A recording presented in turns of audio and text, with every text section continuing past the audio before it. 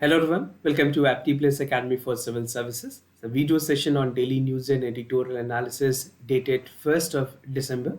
Through this video session, I'll be discussing the important news and editorial both from the Hindu and Indian Express. The analysis session will help all the aspirants who will be appearing for the Civil Services examination, State Public Service Commission examination, and one-day examination conducted by various state and union agencies. So through this discussion, we'll see the important and relevant article from the examination perspective. So first I'll give you the highlights of the news, then we'll proceed in detail with the analysis of the news one by one. So the first important news on the discussion is about the loss and damage fund, which was recently approved on the initial day of COP28 summit, which is held at UAE in Dubai. The second important news talks about the launch of X polarimeter, which is something again very important missions for ISRO. This will be the satellite that will be launched. The third important news talks about the role of governor and its power. The Supreme Court has taken the cognizance how the power of the governor as a chancellor will proceed. The second last news talks about the recent purchase that has been approved by the Defense Acquisition Council और ये अभी तक की सबसे बड़ी approval मानी जा रही है defence purchase. And we'll conclude the session with editorial that talks about the broadcasting regulation 3.0. The stakeholder has raised concern about this bill. There's certain limitations, certain concern that has still not been addressed. So we'll see and dive down into the article to understand what are the relevant concerns and the way forward in that context. Now let's get started with the detailed analysis of the news one by one.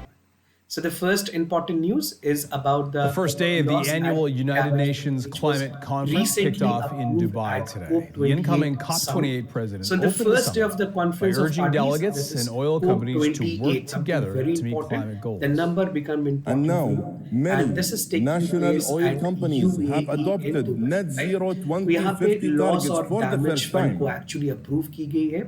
And I'm ये first grateful of its kind that they have climate stepped up compensations to join this game-changing journey. Both for your prelims But I must say, examination as well as for the mains it examinations. is not right? enough. Now, what does India stand in all this context? Actually, the Prime Minister of India has also made his in-person visit to COP28. और अगर बात करें COP27 की, last जो COP27 हुई थी, this was there in Egypt, Sharm el Sheikh, तो वहाँ पे भी बेसिकली बात की गई थी that India has actually advocated for a strong loss and damage fund, right? Now, Indian delegation, which was led by जो इंडिया के मिनिस्टर हैं for the forest and environment, he has actually advocated in favor of loss and damage fund, which will have something beneficial for the poorer countries, specifically facing the worth of global or the climate warming. तो global warming की वजह से जो भी damages देखने को मिले हैं डेवलपिंग कंट्रीज को, the point to be noted, जो भी डेवलपिंग कंट्रीज हैं they are vulnerable because the developed countries have already made a substantial contributions to the global warming, चाहे वो CO2 की emissions हो, चाहे वो part of carbon emissions हो, right? So this is something which has actually been done by the developed countries और अब उनकी टाइम है कि वो उसे compensate करें. Now, to the background of loss and damage fund, if you look at the LND, this is something not actually for the first time in inception. This was actually first suggested by Vantua in 1991, and the actual progress was seen in COP27, जहाँ पे COP27 में जो climate finance है, climate finance is an important topic for the examination. तो आपसे पूछा जा सकता है क्लाइमेट फाइनेंस को लेकर के सबसे बड़ी पहल कौन से कोप में हुई थी, तो COP27 is the correct answer. But if you go back to COP, the part of Paris Climate Agreement, तो वहाँ पे भी इसकी बातें कही गई है. But again the actual part of executions were there in COP27 और फाइनल अप्रूवल जो है वो COP28 में मिल गई है for the loss and damage fund. So a transitional committee was actually form for the contours of the fund, और उसको किस तरह से एग्जीक्यूट करना है, उसके कॉर्पस को कहाँ पे रखा जाएगा. As of now the corpus will be there with the world bank. I will tell you the details, इसको लेकर भी काफ़ी कंसर्न है. Now the panel has actually submitted its report और उन्होंने कहा था कि जो UNFCCC की लेकर के जो कन्वेंशंस है उसके accordingly he loss and damage fund बनाने की जरूरत है. Richer countries will actually, the countries include United States, UK, UAE, China. These are expected to basically make a substantial contribution to the loss and damage fund, and the founders and receiver are yet to be finalized. अभी basically जो इस बार की first day हुई थी कोप 28 की, वहां पे इसे अप्रूव कर दिया गया है, but the contribution, the beneficiaries is yet to be decided upon. Now, objective क्या होगी for the loss and damage fund? If you look at the L&D fund, which is there and approved, so the fund aims to prove there the supporting for the poor nation, specifically जो global warming से जिन countries को extreme problems हुई है, with the extreme event taking place in the interior of the country, they will be actually the beneficiaries. Further, the member countries have agreed to make the operational loss and damage fund जो कि compensate करेंगे. See, basically the main aim is to compensate for the countries that have actually made losses due to climate change. The fund has received the commitment for nearly $250 million. कितनी है? $250 million is the amount from the countries, and $1 billion still need to be made up. तो ये fund की जो corpus है, अभी जो initial fund है, that is this much.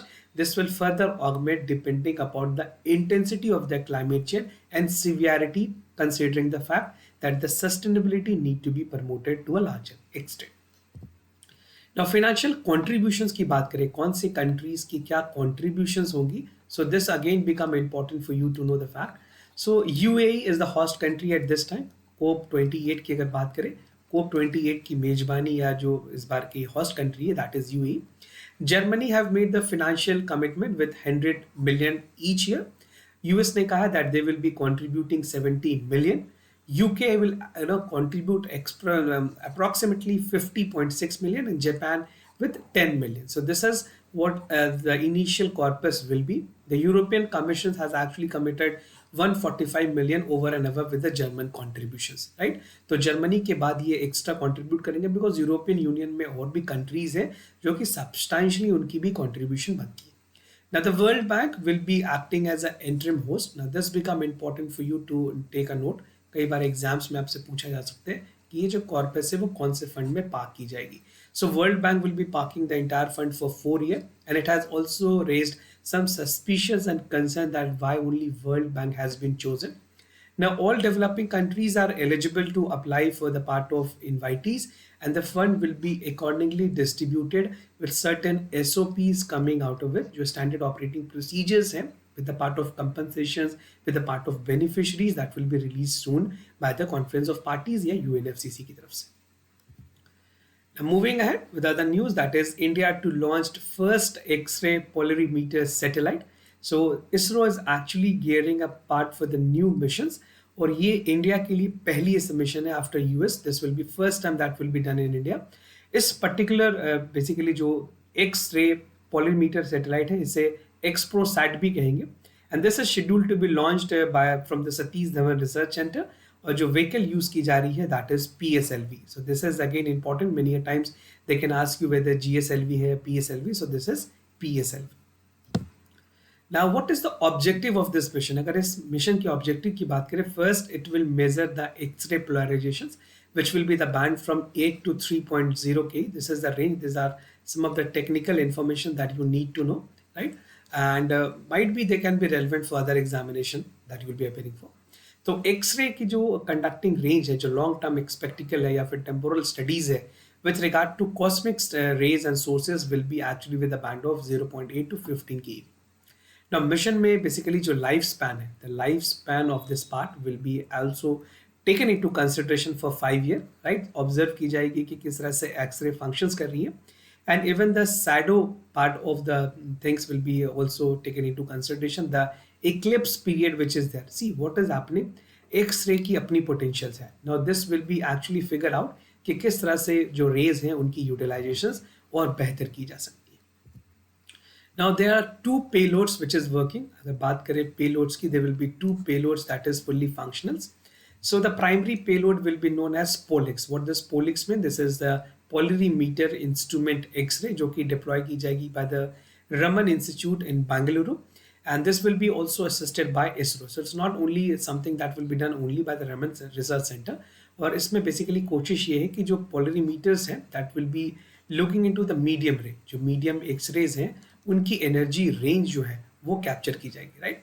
And the second rays aspect that is X ray spectrometer timing which will developed by the U R Rao satellite centre, जो इसरो के असिस्टेंस के साथ की जा रही है. This will give the information about the energy range that is between 0.8 to 15 keV. So this is the range and this is a two payload that will be working simultaneously to give the details about the X-ray.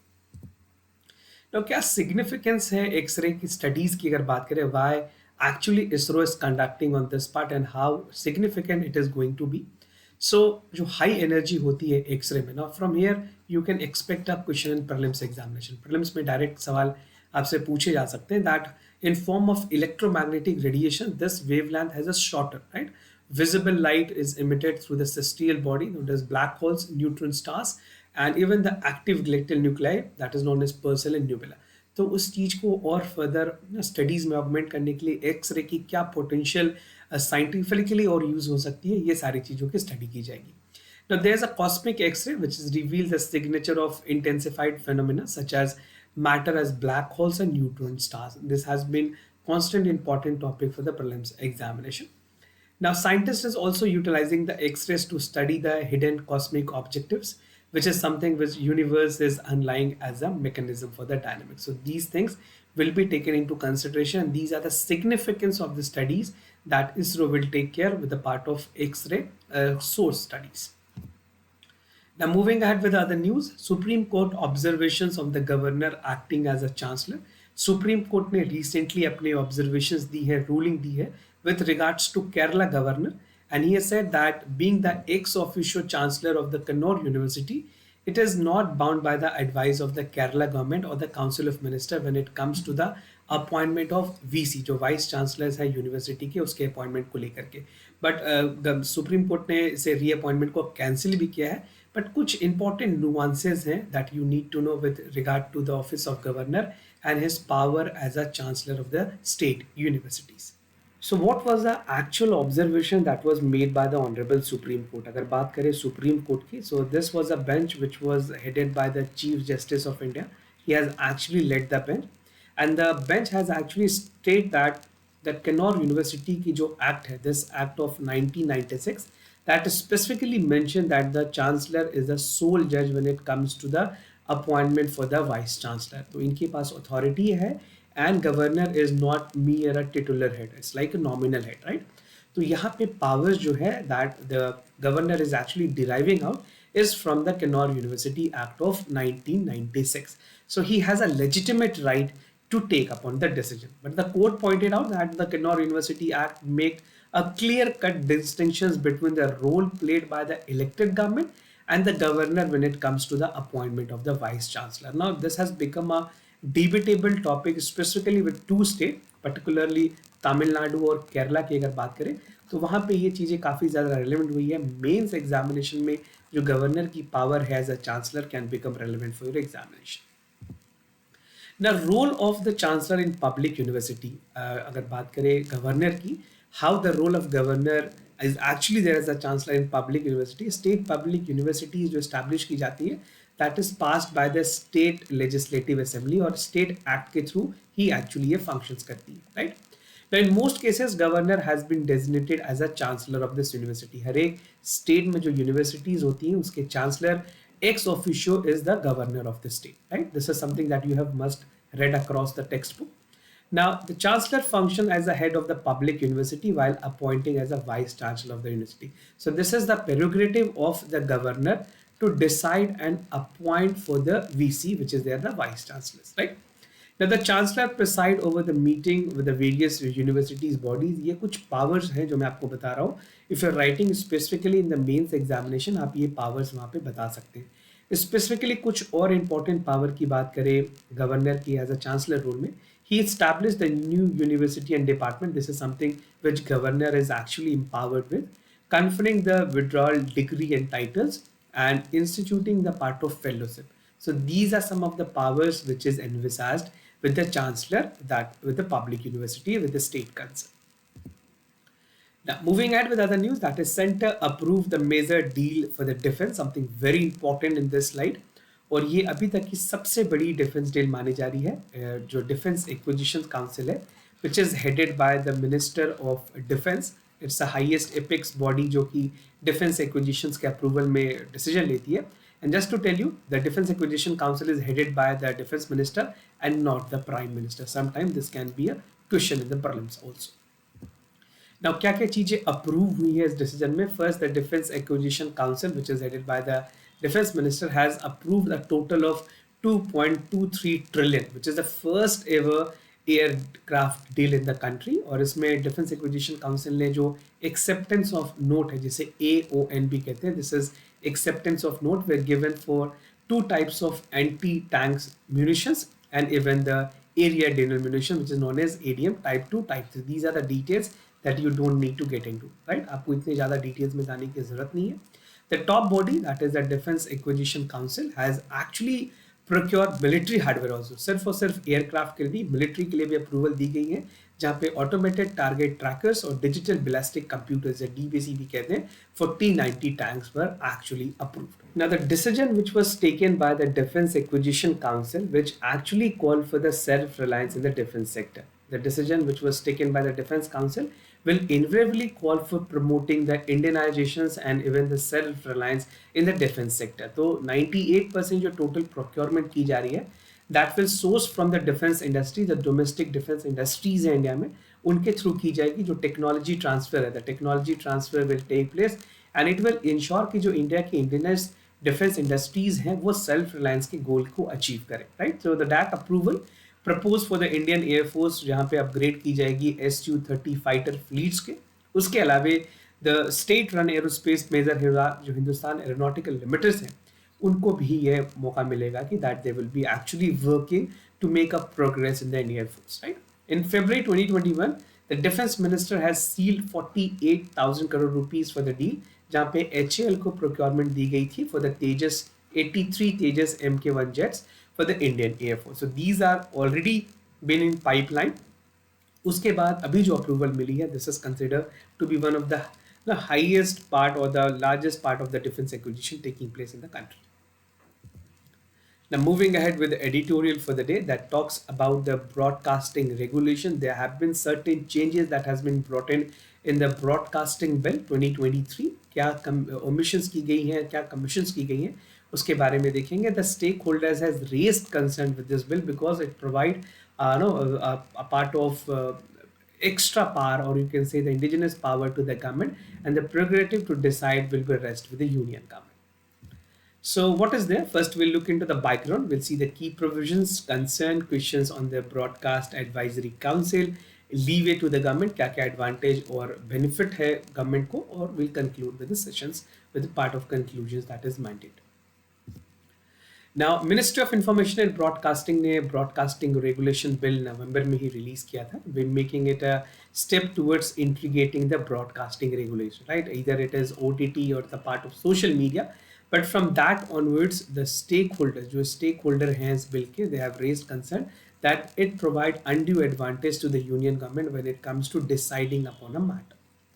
Now, background की अगर बात करें, we have seen that bill make an attempt in 2023 and the effort was last earlier made in 2007, जहाँ पे broadcasting service regulation bill को लेकर के बातें कही गई हैं. And even if way back to 1997, if you look at 1997, broadcasting was actually addressed through the emergence of cable and satellite broadcasting, जहाँ पे एक state set की गई थी कि regulatory framework की ज़रूरत है. So that thing has been evolving, but some concrete action has been there in 2023. जो latest version है bill की, that call for a pre-consultation with the National Broadcasting Policy, और साथ के साथ जो TERI है, that is the Telecom Regulatory Authority of India, has also come up with the directives to the Ministry of Information and Broadcasting. Now, क्या क्या की provisions हैं जो आपके लिए जानना जरूरी है? I have already made a discussions to the broadcasting bill in detail, whether it is PRS, PIB, बहुत सारे हमारे दूसरे प्लेटफॉर्म्स पे भी, दूसरे इनिशिएटिव्स पे इसकी डिस्कशन हुई है. So do check it out.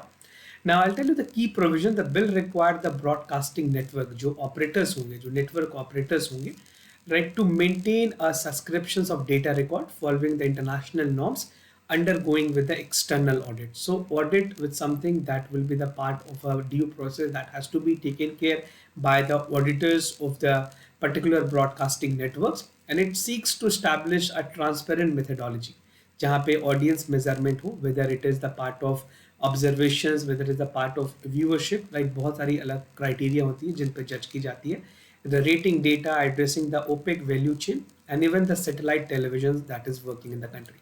So these things will be taken into consideration और इसके key provisions में ये सारी चीजें specifically highlight की गई है. The provisions also allow the private actors with the terrestrial broadcasting to promote the competitions among Doordarshan, जो कि एक government entity है, right? Doordarshan, the state broadcasters and observing with the numerous G20 countries as well.